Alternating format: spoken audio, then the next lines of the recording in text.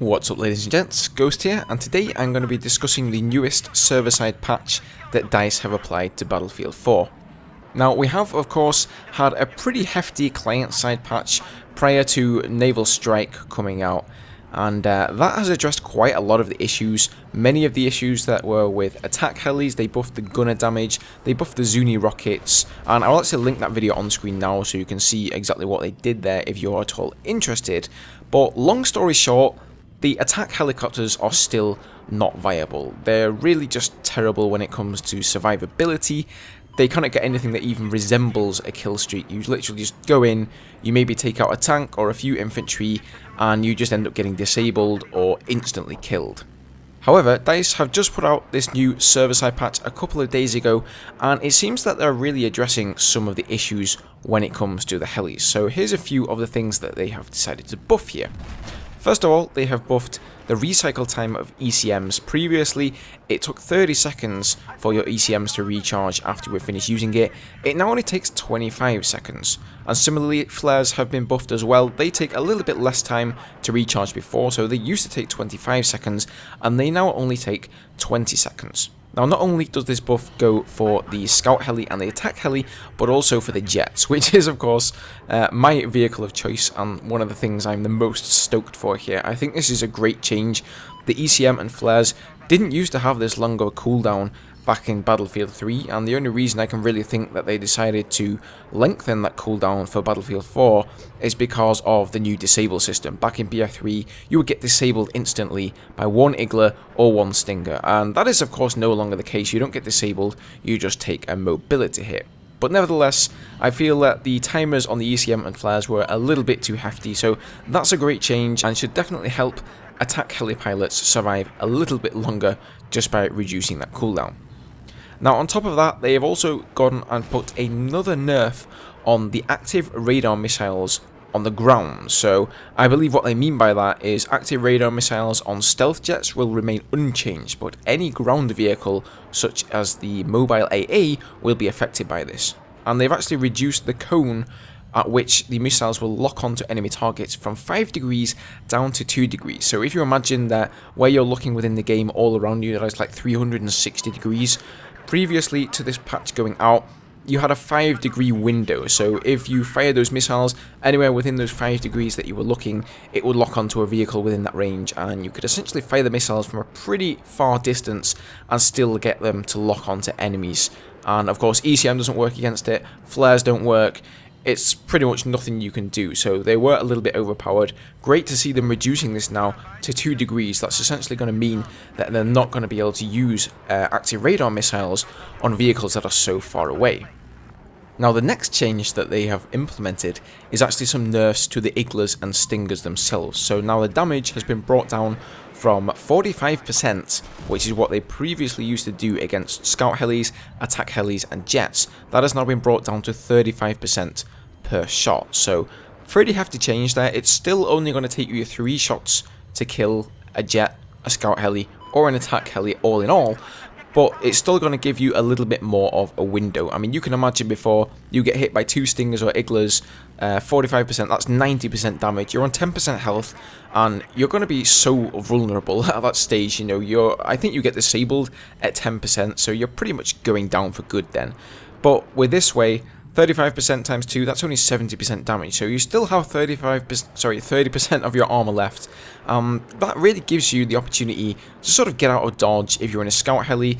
It will give somebody who's repairing you chance to do that, although I wouldn't go so far as to say that the scout helis are underpowered. If anything, the fact that people can repair you in them is probably a little bit overpowered at the moment, but I suppose it's still going to be good for the attack helis. You know, maybe you'll be able to land them behind a building, land them behind a mountain or something, and if you're an engineer, you can pop out, repair your attack heli. Previously, you get hit by 2 Stingers, 10% armor is just not enough to get your heli down to the ground and repair it before actually being killed.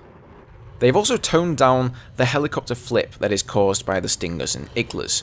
They did address this somewhat in the previous client-side patch. They had said that the flip that is induced by getting hit by any kind of missile or rocket has been reduced, but it was still present, especially when being hit by the Stingers or the IGLAs. So it's great to see that they've reduced that. That essentially meant that you could really get killed by one Stinger. You know, one Stinger, you flip on your side, you go plummeting into the ground, and, you know, you're dead. You can parachute out, but you're still going to lose the helicopter. So great to see them change that one as well.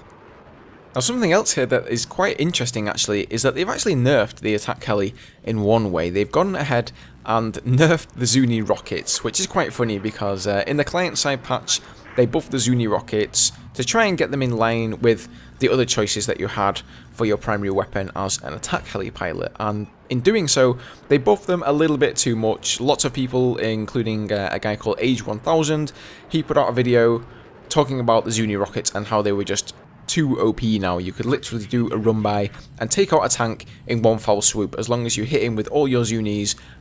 The gunner sort of loosely hit him with like 5 out of his 30 shots. You were pretty much just like one-shot the tank, and they did seem a little bit overpowered. So they sort of toned that down now. They have gotten a buff overall since before the client-side patch, but it's been toned down by about 50%, I believe. So they should be now hopefully a little bit more in line with the rest of the primary attack heli weapons.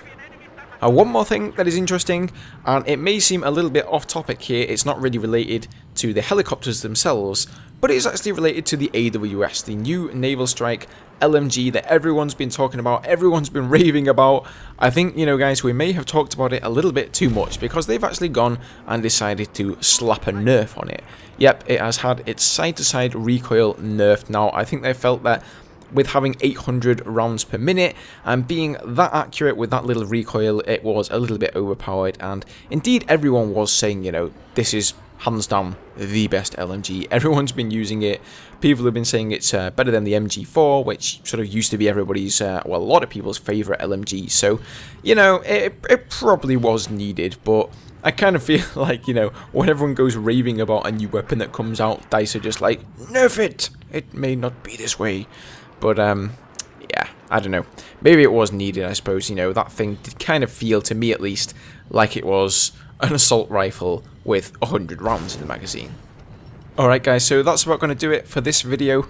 I gotta say, I'm really pleased to see that DICE are doing what they can and really replying to the community and doing things about what they're talking about. You may have seen Level Cap or Matimio's video. They recently did an episode, or attempted, should I say, an episode of Double Vision, which is their old show that they used to do in BF3, where they both threw a heli, the attack heli together, pretty much dominated the enemy team. But Battlefield 4, they haven't been doing it so much because the attack heli essentially just sucks balls. So after the newest client patch, they went back in there and tried to do an episode and pretty much completely failed. So they kind of both made rant videos about how much the attack heli sucks, and a lot of other people have been talking about it as well, including myself. So I'm really glad that DICE are reacting here, and they're not waiting like some months, you know, like to bring out a client-side patch. They've just put out a little server-side update that addresses some of these issues, and it was pretty soon after the client-side patch. So it's nice to see them sort of reacting promptly and quickly to some of these issues. As always, it would be interesting to hear your thoughts down in the comment section below, guys. Always nice to get some discussion going there and see what you guys think on these issues. Do you think this is a nice step in the right direction? Have you tested out the attack helis for yourself?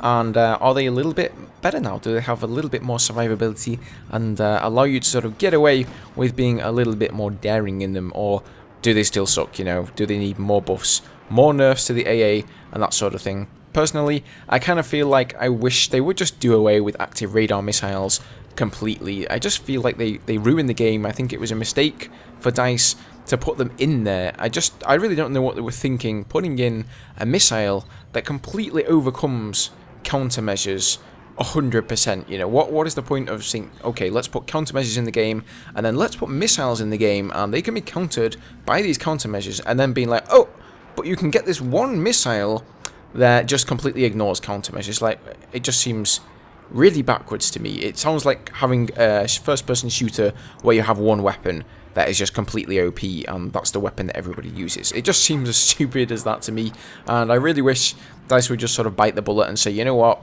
we fucked up. We're going to take these active radar missiles out of the game. But I think they want to keep everything that they put originally in the game, and they're going to try their best to sort of balance things out. So we will see how that goes. Alrighty guys, that's going to do it for this one. As I said before, I keep on blabbering on. But thank you all very much for watching. I hope you enjoyed the video. If you did, maybe you can let me know with a like down below. And if you enjoy the content, be sure to subscribe so you don't miss any videos. I got a lot more Battlefield 4 tips, a lot more jet gameplay and jet tutorials coming in the future as well. So yeah, don't miss out on any of those if you enjoy. And I will see you guys in the next one. Cheers.